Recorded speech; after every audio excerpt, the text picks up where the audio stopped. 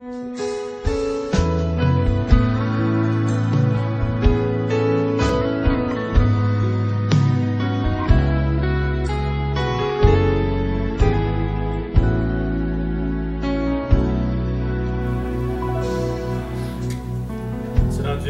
수요일에 열린 광채에 대해서, 모세의 광채에 대해서 말씀을 하고, 오늘은 좀 어떻습니까? 제가 좀 광채가 좀 신경을 쓰셨는데요. 네. 칙칙한 모습이 조금은 좀 밝게 나오지 않을까 그렇게 생각이 됩니다. 감사드리고요. 오늘 하나님께서 주신 말씀은 출애굽기 35장 20절부터 29절까지 이렇게 읽겠습니다. 출애굽기 35장 20절부터 29절까지. 제가 이 성경으로는 구약 137면입니다. 제가 한 절, 성도님께서 한 절 나눠주시겠습니다. 이스라엘 자손의 온 회중이 모세 앞에서 물러갔더니 그 마음이 감동된 자와 그 사랑하는 자가 와서 성문하시기 위하여 그 속에서 누구는 모든 것을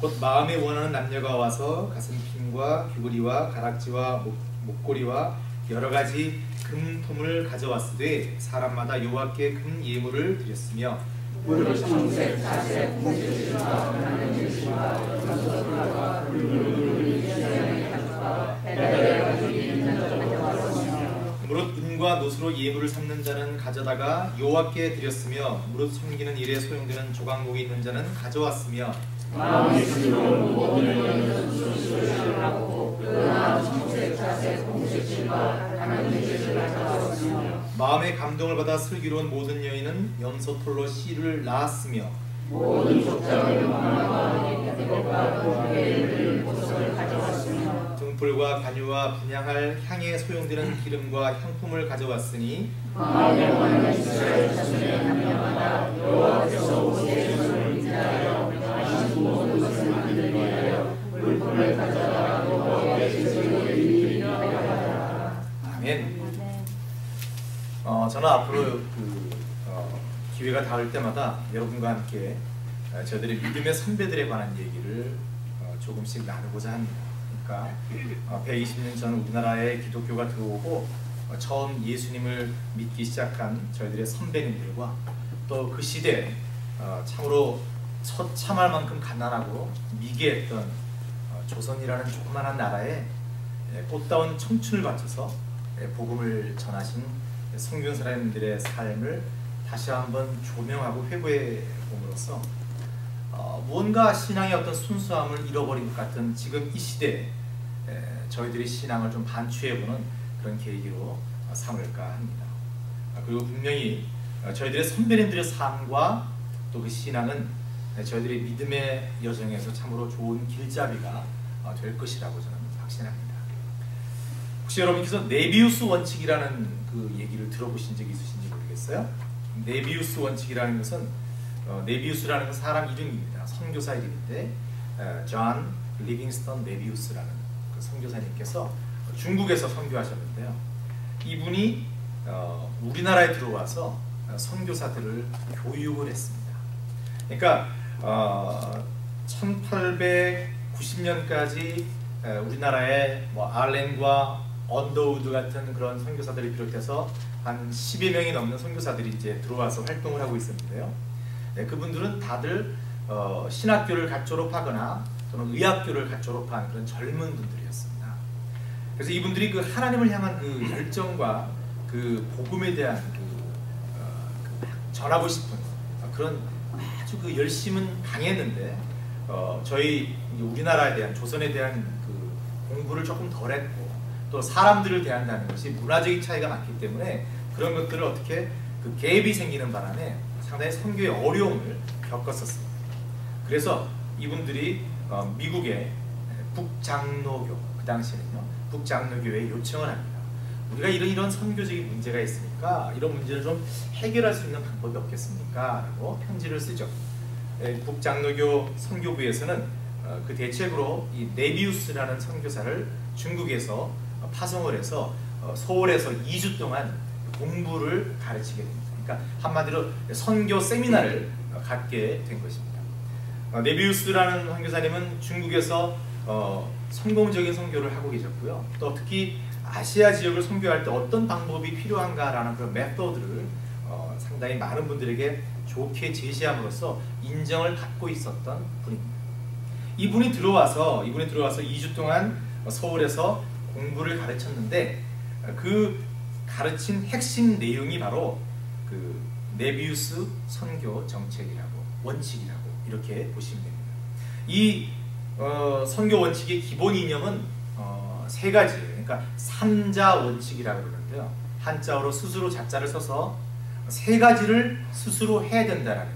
그러니까 교회를 하나 세우면 그 교회가 스스로 적어도 세 가지는 해야 된다. 그것이 뭐냐면 첫 번째는 교회가 생기면 이 교회가 스스로 전도해야 된다. 스스로 전도하는데 힘을 쏟아야 된다. 다른 사람들이 전도하는 것이 아니라 이 교회 사람들이 전도해야 된다. 첫 번째, 자전이요. 그러니까 스스로 전도해야 된다. 그 다음에 두 번째는 자력 운영이었어요. 이 교회가 생겼으면 이 교회가 스스로 자립해야 된다. 경제적인 자립을 뜻합니다. 그래서 거기에 전도사님이 계시거나 그 당시는 목사님이 그렇게 많지 않았기 때문에 전도자가 있거나 그랬을 때 전도자가 먹고 사는 문제를 비롯해서 교회에 들어가는 여러 가지들을 교인들이 책임지고 맡아야 된다. 그렇게 얘기를 했어요. 세 번째가 뭐냐면 자치예요. 그러니까 한 교회가 있으면 이 교회의 실리 문제, 행정적인 그런 문제들은 다른 어떤 선교회라든가 상위 기관에서 전담하는 것이 아니라 이 교회 자체 내에서 이런 것들을 해결할 수 있어야 된다. 이 세 가지 원칙을 세웠습니다. 그런데 중국에서는 이 원칙이요 그렇게 크게 성공하지는 못했습니다. 그런데 이 원칙이 지금 들으신 여러분, 이 원칙이 우리나라에서는 교회의 뼈대가 됐습니다. 그러니까 한마디로 우리나라에서는 대단히 성공했습니다. 그런 이유가 있어요. 왜냐하면 첫째, 우리 믿음의 선배들은 하나님을 향한 열정이 뜨거웠고, 그리고 옆에 사람들한테 그걸 전하고 싶은 그 열심이 막 넘쳐 흘러서 자진전도 말할 것도 없는 거예요. 당연히 하는 거예요. 자기가 복음을 받으면 그 옆에 사람들한테 복음을 전하는 거는 자동적으로 그렇게 했다라는 거예요. 그러니까 전도에 우리나라의 그 성도님들이 아주 달란트가 있었다라는 거예요. 이게 저희들도 마찬가지죠. 뭐 저희 교회에서는 당연히 어느 분이다라는 걸 저희 다 알고 있죠, 그죠? 누구라고 말씀드리진 않겠지만 그런 분들이 많이 계셨다라는 거예요. 그래서 자력 전도가 됐었어요.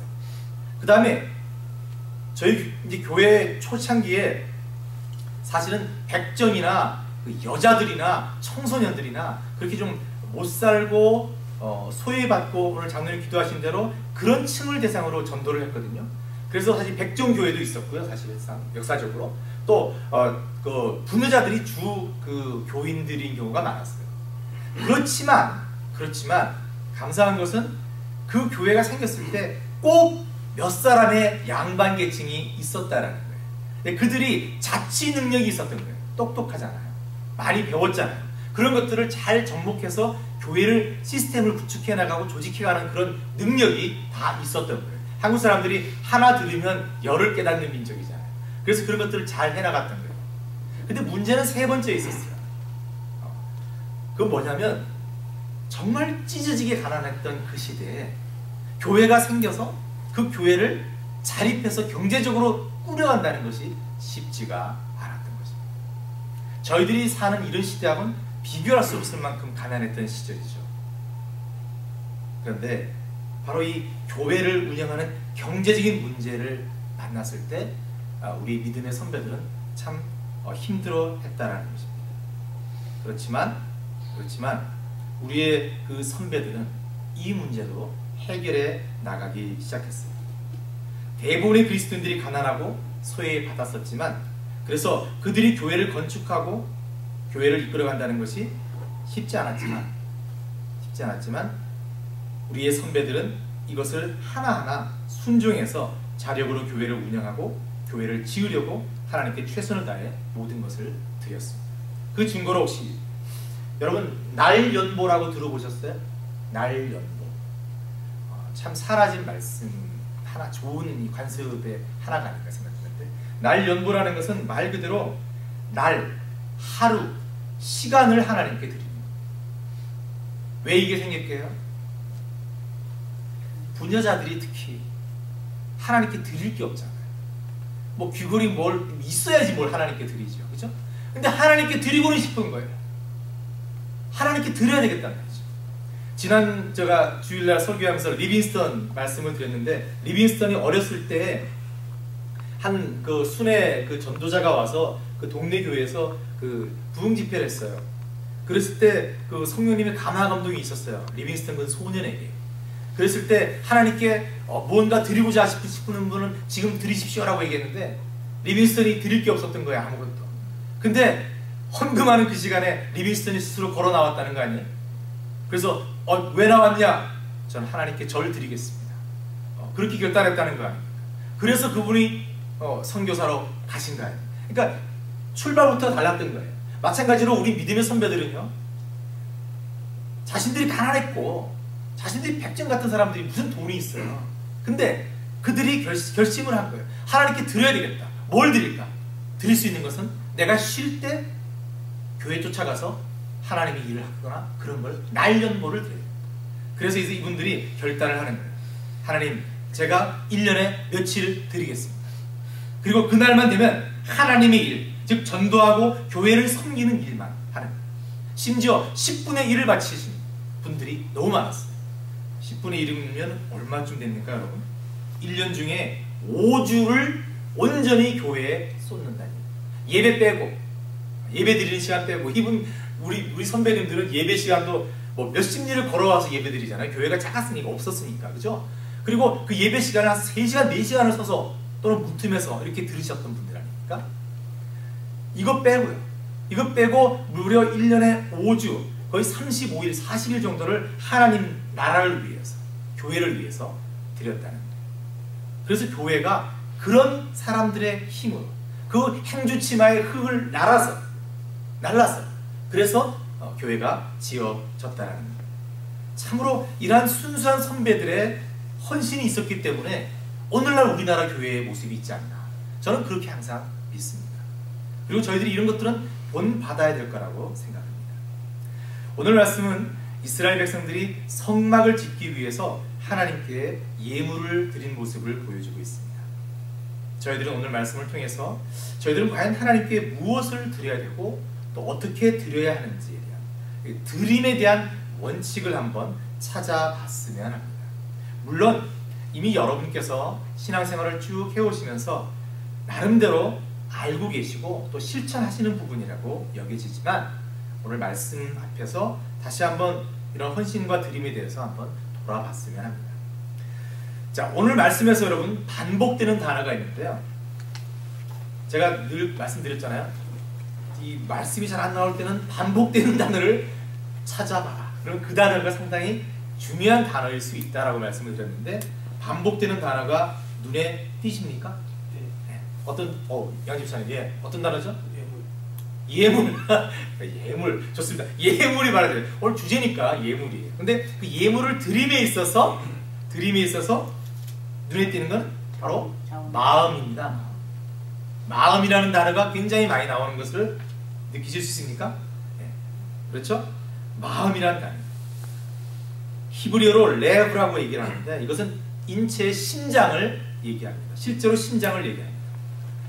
예전부터 사람들은 심장에 지혜나 지식이 아닌 어떤 정신적인, 사람을 움직이는 힘이 있다고 그렇게 믿었어요. 그리고 마음이 감동된 이런 표현을 썼다는 것은 뭐냐면, 한마디로 고무하다, 분발하다라는 뜻인데, 이 두 단어를 합치면요, 마음 깊은 곳에서 하나님을 향한 뜨거운 사랑과 경외감이 일어나서 어떤 일을 하지 않고는 참을 수 없는, 주체할 수 없는 그런 상태를 뜻합니다. 이게 마음이 감동되었다라는 그런 표현은 그런 얘기입니다. 이것을 신앙적으로 오늘날 표현한다면 성령님의 감화 감동으로 뜨거워진, 성령 충만한 상태를 이런 상태라고 보시면 됩니다. 그러니까 이스라엘 백성들은 지금 어떠냐? 하나님께 죄를 지었어요. 정말 너무너무 참담한 죄를 지었습니다. 하나님을 외면하고 우상을 만들어 그런 엄청난 죄를 지었습니다. 그리고 하나님 앞에 야단 되게 많이 맞았어요. 거기서 끝난 것이 아니라 이들은 철저히 회개했어요. 그리고 다시 하나님을 향한 사랑과 열정을 회복해서 그 하나님의 은혜에 너무 감사해서 자신의 것을 드리지 않을 수 없는 그런 감격스러운 부흥을 체험하고 있는 그런 상태라고 보시면 됩니다. 말씀에 반복되는 마음이 감동된 자, 무릇 자원하는 자, 마음에 원하는 자, 마음이 슬기로운, 마음의 감동을 받아 슬기로운, 이런 모든 표현이 다 지금 이스라엘 백성들의 영적 상태가 완전 불붙은 상태다라는 것을 저희들이 짐작해 볼 수 있습니다. 그리고 바로 이러한 마음, 이런 뜨거운 마음으로 하나님을 향하고 정말 예배를 사랑하는 그런 마음으로 드린 모습을 말씀 29절 끝에 보면은 여호와께 즐거이 드림이 이러하였더라. 즐거이 드림으로 나타났다라고 볼 수가 있는 것입니다. 이렇듯 저희들이 하나님께 어떠한 것을 드릴 때 가장 중요한 것은 바로 저희들의 영적 상태입니다. 즉 오늘 말씀의 단어로 얘기한다면 저희들의 마음 상태가 가장 중요합니다. 사도 바울도 고린도후서 8장 3절에서 마게도냐 교회 성도들이 하나님께 예물을 드리는 것을 보고 이렇게 증가합니다. 내가 증언하노니 그들이 힘대로 할 뿐 아니라 힘에 지나도록 자원하여 라는 표현을 썼습니다. 자원하여 드릴 수 있는 마음이 중요합니다. 근데 이러한 자원하는 마음은 드리는 자가 하나님의 은혜에 젖어 있을 때 가능하다. 하나님의 은혜가 임하지 않으면요 결코 자원하여 드릴 수 없습니다. 누구를 사랑하지 않으면 그 사람에게 줄 수 없습니다. 할 수 없이 선물하는 거하고요, 그 사람을 사랑해서 선물하는 거하고요, 그 선물의 퀄리티가 다릅니다. 여러분 똑같은 물건이 가도 그게 전해지는 마음이 달라요. 우리 사람은요 정확하게 알잖아요. 왜? 영적 동물이기 때문에 어떤 마음으로 선물을 하느냐를 다 알아요. 하물며 사람이 그걸 느낄진데 하나님께서 그거를 모르시겠느냐. 그러니까 저희들이 성령 충만했을 때, 기뻐하는 마음이 있을 때 하나님께 자연스럽게 드릴 수 있는 겁니다. 그러기에 저희들은 사실 저희들 자신이 은혜에 젖고 성령 충만한 삶을 늘 살아나가야 됩니다. 그래야지만 저희들이 아낌없이 하나님께 드릴 수도 있는 것입니다. 저희들이 이런 마음으로 드리지 않으면 문제가 생깁니다. 자, 두 번째, 저희들이 하나님께 무엇을 드릴 때 중요한 것은 이 드리는 마음과 행위, 모든 것이 전적으로 하나님께만 집중돼야 한다는 것입니다. 여러분 이게 제가 이렇게 말씀을 드리면 어떤 분들은 아니 너무 당연한 얘기를 하시네요. 저희들이 하나님께 예물을 드리지 그러면 누구한테 드립니까? 이렇게 반문하실지 모르겠습니다. 여러분 말씀 20절을 보십시오. 이스라엘 자손의 온 회중이 모세 앞에서 물러갔더니, 자, 모세 앞에서 물러갔습니다. 또 그리고 어느 정도 시간이 흐른 뒤에 백성들이 온갖 물건들을 가지고 돌아왔습니다. 모세 앞에서 사람들이 물러갔는데 물건을 갖고 하나님께 드릴 물건을 갖고 돌아왔을 때는 모세라는 존재가 지금부터 사라지고 있다는 것을 여러분 발견하실 수 있을 겁니다. 오직 여호와 하나님만 계신 것을 알 수 있습니다. 오늘 말씀 보시면은 계속해서 이스라엘 백성들이 여호와께 드렸다는 것이 강조되고 있습니다. 그렇죠? 여호와께 드렸으니, 여호와께 드렸으니, 여호와께 드림이 즐거우니, 이렇게 계속 여호와께입니다. 결정적으로 말씀 29절을 보십시오. 마음에 원하는 이스라엘 자손의 남녀마다 여호와께서 모세의 손을 빙자하여 명하신 모든 것을 만들기 위하여 물품을 가져다가 여호와께 즐거이 드림이 이러하였더라 라고 되어 있어요. 자, 이스라엘 백성들은 지금 전적으로 여호와께 드리고 있습니다. 근데 그 중간에 있던 모세는 어떤 존재로 지금 바뀌냐면은, 모세는 모세의 손을 빙자하여 명하신 모든 것을 만들기 위하여, 모세는 하나님의 사람으로 쓰임받는 존재라는 것을 이제 이스라엘 백성들이 깨닫기 시작했다라는 것입니다. 지금까지 이스라엘 백성들은 하나님이 아닌 사람인 모세를 바라봤습니다. 모세가 없어서 불안했고 모세가 산에서 늦게 내려오니까 금송아지를 만들었습니다. 이들은 그야말로 사람을 바라보다가 실패했었습니다. 그런데 이제 이들의 관점이 바뀌었습니다. 물론 모세가 성막에 대해서 모든 것을 알고 있고 또 감독도 하겠지만 이스라엘 백성들은 성막을 위해 드려지는 모든 것을 모세에게 준 것이 아니라 여호와께 드렸다는 것입니다. 이스라엘 백성들은 비로소 모세는 우리와 같은 하나의 쓰임을 받는 존재구나, 모세를 바라보는 것이 틀렸구나, 오직 하나님을 예배하고 하나님만이 섬김을 받을 존재이시구나라는 것을 깨달았다는 겁니다. 여러분, 이게 굉장히 중요한 겁니다. 오늘날 교회에서 저희들이 하나님께 예물을 드릴 때에도 이 원칙이 확실히 지켜져야 합니다. 저희들이 드리는 모든 것은 오직 하나님께 드리는 것이고, 그러기에 저희들이 드리는 모든 것들이 하나님의 뜻에 맞게 쓰여져야 합니다. 저희 교회 주보의 특징은, 여러분, 특징을 얘기한다면 유치하다는 겁니다. 아주 심플합니다. 제가 재주가 없어서요, 복잡하게 잘 만들지 못합니다. 제 삶이 좀 심플해서 좀 복잡한 걸 별로 안 좋아하기 때문에 굉장히 유치하게 나가는 겁니다. 뭘 만들어도 젊은 우리 성도님들께서 얘기하듯이 아주 유치합니다. 색깔도 그렇고 모든 것들이. 근데 여러분, 그 주보 중에서도 또 하나 여러분께서 궁금해하시는 분들이 계실 거예요. 그것은 헌금에 대한 그 멘션입니다. 저희 교회는 지난주에 헌금이 얼마 드려졌다는 그 총액만 기록합니다. 헌금에는 11조와 감사헌금, 주일헌금, 선교헌금, 목적헌금, 뭐 여러 가지 종류가 있습니다. 다 저희들이 알고 있는 것들입니다. 하지만 저희들은 구체적으로 누가 어떤 헌금을 드렸는지를 기록하지 않습니다. 저희 교회는 그렇습니다. 그리고 주보를 만드는 저도 어느 분이 하나님께 얼마를 드리셨는지 모릅니다.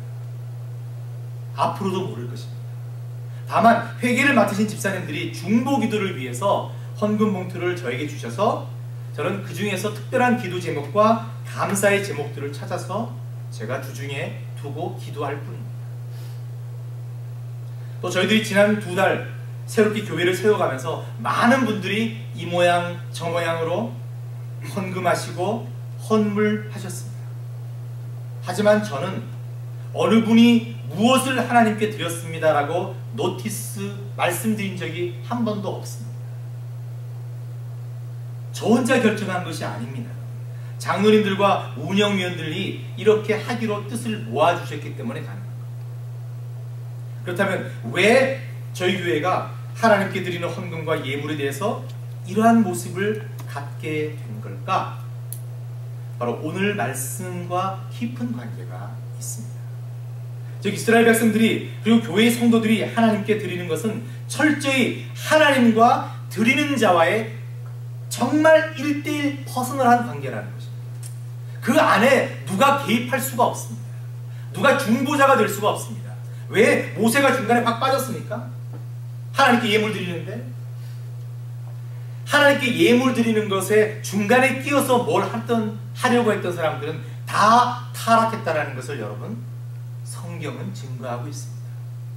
그 안에 하나님께 드려지는 것에 사람이 개입해서 뭔가 했을 때 악한 제사장이 나왔고요, 바리새인과 사두개인 같은 그런 사람들이 성전에서 장사하는 사람들이 나왔다는 것을 저희들은 알아야 합니다.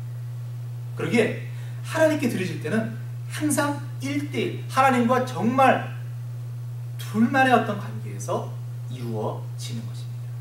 예수님께서 마가복음 12장 41절에서 44절까지 헌금에 대해서 한 가지 탁 교훈을 주시는 게 있습니다. 여러분 잘 아시는 대로 과부의 2 랩돈 얘기입니다. 그렇죠? 부자가 예수님께서 그 연보계 앞에 탁 이렇게 서 계셨어요. 보셨어요. 사람들이 연보를 어떻게 하나 보시기 위해서 보셨어요. 부자가 연보했습니다. 그리고 얼마 있다가 과부가 2 랩돈 했습니다. 그랬는데 예수님께서 뭐라고 하셨습니까? 부자의 연보보다는 과부의 연보를 칭찬하셨습니다. 그렇다면 이 사건을 통해서 예수님께서는 저희들에게 무엇을 가르치고자 하셨을까? 말씀드린 대로 연보와 헌금, 하나님께 드리는 것은 철저하게 하나님과 드리는 자와의 관계라는 것을 강조하신 것입니다. 부자는 하나님께 연보를 드리면서 사람들을 의식했습니다. 여러분, 성전의 연보궤를 또 다른 말로 나팔궤라고 해요. 왜 나팔궤라 하냐면은 그 연보를 집어넣는 그 앞에 이렇게 그 구멍이 나팔처럼 생겼다고 해서. 그리고 그게 돈을 쫙 부으면요, 쫙 돈 떨어지는 소리가 막 나는 거예요. 그 항아리. 그 나팔궤예요. 부자가 연보를 드린 것은 하인들을 시켜서 옆에 데리고 와서 그 돈을 쫙 받고 와서 쫙 부은 거예요. 그 소리를 주위에 있는 사람들은 다 들을 수 있었어요. 과부는 달랑 두 랩돈 갖고 와서 조용히 숨어와서 하나 탁 놓고 간 겁니다. 근데 예수님께서 과부가 가장 귀한 예물을 드렸다라고 말씀하셨습니다. 뭡니까? 부자는 사람들에게 자랑하고 싶었습니다. 내가 이만큼 예물하는 훌륭한 하나님의 사람이라는 것을 내세우고 싶었습니다. 그러나 과부는 자신의 전 재산, 하루 먹고 살아야 할 모든 것을 하나님께 드리면서 수줍어했습니다. 마찬가지로 오늘날 저희들도 하나님께 예물을 드릴 때 오직 하나님만 바라봐야 합니다. 사람들을 의식하면 안 된다는 것입니다. 그러게 예물을 많이 드렸다고 해서 우쭐해서도 안 돼요. 더욱 교회에서 어떤 그런 거로 힘을 나타내고 해서는 안 된다는 거죠. 근데 실제로 교회에서 그런 분들이 있습니다. 목회하다 보면 많은 목사들과 함께 목회자들과 이런 얘기를 나누는데 많은 분들이 이런 부분에 대해서 연약한 교회일수록 더 힘들어하는 그런 모습을 보게 됩니다. 틀린 거 아닙니까? 성경적이지 않지 않습니까? 얼마를 드려도 목회자는 몰라야 되고 모르는 게 좋고 또 그걸 갖고 자랑하지 말아야 된다. 그리고 그것을 내세우면서 그 교회의 어떤 힘 같은 것을 보이게 해서는 안 된다는 거죠. 어떻게 그게 하나님께 드려지는 예물입니까? 자신을 내세우는 거고 자신의 이득을 채우고 자신의 기득권을 내세우는 그런 행위일 뿐입니다. 하나님 결코 기쁘게 받으시지 않을 겁니다. 마찬가지로 예물을 적게 드린다고 해서 여러분 부끄럽게 생각하거나 교회 또는 성도들에게 미안한 마음을 가지실 필요도 없습니다. 저희들이 형편이 그러하고 저희들이 지금 처한 상황이 그러할진데 이미 하나님께서 그것을 다 아시는데 네가 돈 얼마 더 못한다고 하나님께서 추궁하시거나 나무라실 그런 하나님 아니십니다. 우리가 온 마음을 다해서 하나님 이런 가운데도 제가 하나님께 예물 드릴 수 있어서 감사합니다. 이런 마음으로만 드린다면 그 액수를 떠나서 또는 그것이 날이 되었던 무엇이 되었든 간에 하나님께서 기뻐 받으신다는 거예요. 제가 옛날 LA 교회에서 그 사역할 때 한 전도사님이 계셨어요. 전도사님이지만 사역의 길을 그만두고 하나님께서 다른 길로 부르신 것 같다 그래서 사업을 하시는 거예요. 이 사업하시는 분이 사업하다가 쫄딱 망했습니다. 굉장히 많이 망했어요. 정말 죽을 지경까지 갔었어요. 그러나 그분이 그 바닥에 가서 한 끼를 해결하기 힘들고 가족들한테 도망다니면서 가족들을 만나지 못하는 그런 상황에도 그분이 이렇게 기도했대요. 매일매일 하나님 제가 11조 만불하게 해주십시오. 어떻게 보면은요 이건 좀 해석하기에 따라 좀 다르게 볼 수가 있는데 그분의 개인적인 간증이기 때문에 제가 나누는 겁니다. 근데 그분이 결국 10년 후에 그렇게 드렸다라고 고백을 했어요. 그러니까 저희들이 당당해지라는 얘기입니다. 조금 적게 드릴 수밖에 없는 그런 형편에 처한다 할지라도 하나님께서 저희들의 마음이나 저희들의 하나님을 향한 그 뜻과 사랑은 다 받으시기 때문에 그 또한 예물이기 때문에 그런 것에 연연해하고 속상해할 필요 없다라는 거죠. 여러분 개괄적으로 쭉 이렇게 가져왔더라라고 얘기하고 있지만 사실 이스라엘 백성 중에 못 가져온 사람도 있을 것이고요. 조금밖에 못 가져온 사람들도 있을 것이에요. 그러나 전체적으로 하나님께 즐거이 드렸더라라고 설명하고 있지 않습니까? 그거면 족하다라는 거예요. 그래서 예수사랑 교회도 앞으로 저희들이 예물에 대해서는 철저하게 하나님과 여러분과의 1:1 관계를 유지하는 그런 관계였으면 좋겠습니다. 그게 더 귀한 것 같습니다. 하지만 여러분께서 감사해야 할 제목이 있고 쉐어해야 할 제목이 있고 또는 여러분께서 특별히 무엇을 두고 목적하시는 그런 것이 있고 그러면 그런 것들은 저희 목회자나 장로님들이나 리더들하고 나눠서 함께 기도할 수 있도록 해주십시오. 그런 것들은 가능합니다. 세 번째, 오늘 말씀을 통해서 저희들이 살펴볼 것은 하나님께 드려지는 것은 꼭 물질만이 아니라는 것입니다. 오늘 말씀 25절과 26절을 보시면 마음이 슬기로운 모든 여인, 마음의 감동을 받아 슬기로운 모든 여인이 등장합니다. 이 여인들의 특징은 물론 나중에 시를 드렸지만 손수 시를 낳았다라고 얘기하고 있습니다. 이 말은 뭡니까? 이 사람들이 그만한 기술을 가지고 있었다라는 것을 얘기할 수 있는 겁니다. 지금으로 얘기하자면 하나님께서 주신 각 은사대로 기술과 재능을 하나님께 드렸다고 할 수 있습니다. 오늘 제가 광채가 나지 않습니까? 제가 편하게 예를 들어서 저는 이거를 만들려고 그러면요, 제가 우리 자매님들이 사온 그 조그마한 이 파일 박스를 3시간, 저 혼자가 아니라 안 집사님하고 둘이 3시간 걸려서 만들어갔고요. 그때 질려갔고요. 아직 한 개 더 남았는데 오늘도 그 얘기했습니다. 그거 언제 만들지? 고민됩니다. 저와 이런 사람들한테는요, 이걸 이렇게 만들어낸다는 것은 하루 종일 해도 안 되는 겁니다. 할 수도 없고 공부하고 막 하려면 너무 힘든 겁니다. 근데 강자누님은 조용하게 뭐 너무 쉽게 가시되면 쫙 빛이 납니다. 이런 것들입니다. 저희들 하나님께 주신 다 기술이 있습니다. 은사가 있습니다. 그런 것들을 하나님께 드리는 겁니다. 교회에서만이 아닙니다, 여러분. 교회에서만이 아닙니다. 여러분의 삶의 터전에서도 마찬가지입니다. 사람들을 특별히 좋아하는 사람들이 있습니다. 그렇죠? 사람들이 특별히 좋아하고 그 사람은 사람들을 즐겁게 해주는 그런 은사가 있는 사람들이 있습니다. 그런 분들은 식당에서 일을 하시더라도 그런 분들은 누구를 만나든지 그렇게 대해주시면 오늘 하루 종일 정말 이 밥 한 그릇 먹고 살고 싶지 않다라는 그런 결단하고 그런 독한 마음 갖고 있던 사람도 그 사람을 만남으로 해서 그 사람의 기분 좋은 얼굴을 향해서 그 하나님께 주신 그 은사를 나눔으로 해서 그분이 생각이 바뀔 수가 있습니다. 그렇지 않습니까, 여러분? 그 기분이 달라질 수가 있습니다. 그 인생이 시각이 바뀔 수 있습니다. 야, 저 사람은 왜 저럴까? 왜 저렇게 기쁘게 살아갈까? 저 사람은 내가 귀찮게 몇 번을 시켜도 계속 웃으면서 얘기하네? 저렇게 살아갈 수도 있구나. 생각할 수 있는 거 아니겠습니까? 저는 얼마 전에 한 탤런트, 너무너무 어린 탤런트가 한 사람이 또 죽었어요. 또 자살했어요. 근데 그 탤런트가 페이스북에 남긴 글을 보고 너무 마음이 아팠어요. 뭐냐?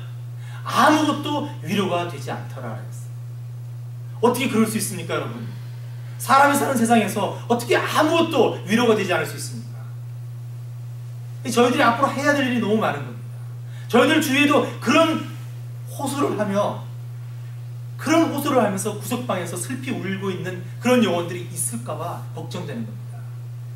이럴 때 저희들이 어떻게 됩니까? 하나님 주신 그런 은사로 그들에게 나누는 거죠. 그들을 기분 좋게 만들어서 잘 이렇게 회복시켜서 보내는 거죠. 그것은 식당에서도 가능하고 비즈니스 통해서 만나는 사람을 통해서도 가능하고 뭐 집에 찾아오는 사람을 통해서도 가능하고 얼마든지 할 수 있는 것들이, 그런 것들도 하나님께 드려지는 것들이다. 예물이라는 것이 꼭 교회에서 드려지는 것이다? 아닙니다. 그죠? 저희들이 예배라는 것을 전체를 저희들이 삶이라고 알고 있죠. 예배가 곧 뭡니까? 드리는 거잖아요. 그러니까 저희들이 어디 가서 무엇을 하든지 간에 항상 그 드리는 삶이라는 것을 잊으면 안 된다는 거죠. 저희들이 한 사람을 만나서 그 사람과 헤어지면서 저 사람 참 땡긴다, 정말 괜찮다, 이런 마음을 가졌다면 하나님께 정말 예물로 드려진 거라는 것이죠. 드려지는 것은 이렇게 저희들이 가진 모든 것으로 드릴 수 있다는 것이죠. 하나님께 드리겠습니다라는 그 마음만 있다면 얼마든지 드려질 수 있다는 것이죠. 그리고 또 한 가지, 이런 재능이나 은사에 대해서 이렇게 예물로 드린다라고 말씀을 드렸을 때 한 가지 나누고 싶은 얘기는요, 우리 한국 사람들은요 특유의 완벽주의가 있어요. 그래서 교회에서 어떤 사역을 성도님들께 부탁을 드리면요 100%, 제가 보면 90% say no 합니다. 저는 아닙니다, 목사님. 저는 못합니다. 그 중에 또 반 정도는요 다음에 할게요 라고 얘기합니다. 또 그 중에 반 정도는요 정말 못합니다. 완전히 외면합니다. 근데 교회에서는 저희들이 그러한 태도를 좀 바꿨으면 합니다. 지난주에 잠깐 예배 시작 전에 말씀드렸다시피 하나님께서는 평범한 사람들을 부르셔서 특별하게 쓰십니다. 평범한 일꾼을 택하셔서 하나님께서 오늘 우리 출애굽기 보면서 많이 성막 지을 때 많이 나오잖아요. 하나님께서 끊임없이 지혜의 영을 주시고 지혜의 마음을 주셔서 그 사람이 정말 잘할 수 있도록 만들어내신다는 거죠. 저희들도 당연히 그 대상이라는 거죠. 저는 17년 동안 하나님 말씀 전하기 위해서 훈련받았습니다. 어디서? MBC 문화방송에서. 네. 저는 그게 밥 먹고 살기 위해서 산 줄 알았습니다. 아니에요. 지금 생각해보니까 아니에요. 하나님 말씀을 어떻게 하면 잘 전하기 위해서 하나님께서 17년 동안 훈련시키십니다. 저희들 삶이 전체가 하나님과 연결된 삶이라면 얼마든지 이룰 수 있다는 거죠. 그렇기 때문에 여러분들에게 맡기신 사역, 그런 것들은 다 하나님께서 주시는 사역이라고 믿으시고, 지금 못하지만 한 발 더 나가고 해보겠다라는 마음, 그 열정이 났을 때 바로 시작하시기만 하면 몇 년 안에 있어서 그 사역에 철저한 전문가가 돼 있을 거라는 것이죠. 저는 믿습니다. 양은석 집사님이 안 계시니까 한 가지 이해를 나누겠습니다. 안 계실 때 이런 얘기하면 안 되지. 칭찬합니다. 양은석 집사님은요, 제가 보기에도 나눴지만 들으시는 귀가 있으십니다. 그분들에게 너무나 많은 분들이 얘기를 하고 싶어요. 여러분, 사람이 불편하면요 얘기 별로 안 나누고 싶어요. 얘기를 해도 튀어나오기 때문에요 절대 얘기를 못해요. 근데 사람들이 자꾸 찾아가서 얘기하는 사람이 있다? 하나님께서 주신 귀가 있는, 그분은 그 사람의 얘기를 진솔하고 진심으로 들어주는 모습이 있고 은사가 있는 거예요. 그래서 양 집사님이 하루에 69통의 전화를 받으십니다. 뭐 당신이 목회하십니까? 저는 하루에 6통도 안 오는데 그분은 69통의 전화를 받아서 도저히 더 이상 받을 수 없어서 끊었다는 거죠. 그래서 끊었는데 그걸 또 잘못 오해하고 또 성도님들이 또 쫓아가서 또 왜 그러십니까? 라고 했다라고 하는데 참 아름다워요. 양은석 집사님은 당신도 아세요. 이제 제가 말씀을 드리고 집사님은 그런 은사가 있으십니다. 그런데 그 들어주는 은사가 얼마나 귀한 은사인지 모릅니다. 특히 지금 이 시대에, 이 이민사회에서 내 얘기를 들어주기만 해도, 믿음의 차원을 떠나서 누군가 내 얘기를 들어주기만 해도 이 카타르시스가 있잖아요. 그죠? 뻥 뚫리는 게 있단 말이죠. 하물며 영적으로 하나님의 말씀 앞에서 또 그 사람을 두고 기도하는 사람 앞에서 얘기를 나누고 있다? 엄청난 열매가 있을 것입니다. 그러니까 그런 것들을 저희들이 가만히 오늘 같은 거 생각을 하고 생각해서 앞으로 더 그것을 극대화시키고 하나님께 더 개발시켜달라고 그렇게 하나님께 요청하는, 기도하는 저희들이 됐으면 좋겠습니다. 준호 형제 그렇게 하십시다. 그렇게 하십시다. 자, 여러분, 오늘 저희들은 이스라엘 백성들이 성막을 짓기 위해 여호와 하나님께 예물을 드린 모습을 보고 저희들의 드림에 대해서 한번 생각해 봤습니다. 여러분, 36장으로 넘어가면 어떤 현상이 생깁니까? 이스라엘 백성들이 예물을 너무너무 많이 가지고 와서 모세가 뭐라 그래요? 그만 갖고 와라, 그렇게 얘기를 해요. 이야, 그런 마음, 정말 하나님을 향해서 그런 마음이 있어야 합니다. 다시 한번 말씀을 정리하면 저희들이 하나님께 예물을 드릴 때 첫째, 가장 중요한 것은 저희들의 영적 상태다. 저희들의 마음의 상태다. 내가 하나님께 얼마나 커넥트되어 있느냐, 여기에 달려있다. 두 번째, 예물을 드릴 때 저희들은 오직 사람이 아니라 하나님을 바라봐야 한다. 하나님과 나와의 은밀한 대화다 라고 생각을 하고 예물을 드려야 됩니다. 세 번째는 물질만이 아니라 저희들이 받은 은사와 기술, 재능, 시간, 우리 믿음의 선배들이 되었던 그 날과 시간까지도 하나님께 다 드릴 수 있는 것들이다. 그러니 저희들이 드릴 수 없는 것이 없다. 그런 드림에 대한 원칙을 우리 예수사랑교회는 나름대로 정하고 앞으로 이 교회를 섬겨 나갔으면 합니다. 만약 저희들이 그러한 마음으로 하나님께 기쁜 마음으로 즐거이 드렸을 때 감히 저희들이 상상할 수 없고 저희들이 드린 것에 비하면 비교할 수 없는 하나님께서 부어주시는 놀라운 복을 저희들의 삶을 통해서 다 받고 누리게 되실 것입니다. 아멘. 기도하겠습니다. 하나님 감사합니다. 저희들이 하나님께 드릴 때 정말 여러 가지 생각들과 복잡한 생각으로 드릴 때가 참 많았습니다. 하나님 용서해 주시옵소서. 이제 하나님께 드릴 때 하나님과 저와의 그런 영적 상태와 그런 관계만을 생각하겠습니다. 하나님 오직 하나님께만 드리겠습니다. 사람들 보지 않겠습니다. 이 교회의 형편조차도 생각하지 않겠습니다. 오직 하나님만 바라보면서 저희들이 가진 것을 기쁨으로 드리겠습니다. 하나님 받아주시옵소서.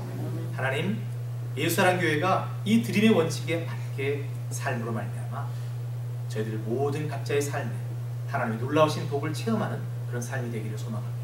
하나님 차고 넘치게 부어 주시옵소서. 감사드리며 예수님 이름으로 기도드립니다. 아멘. 말씀 생각하십시오.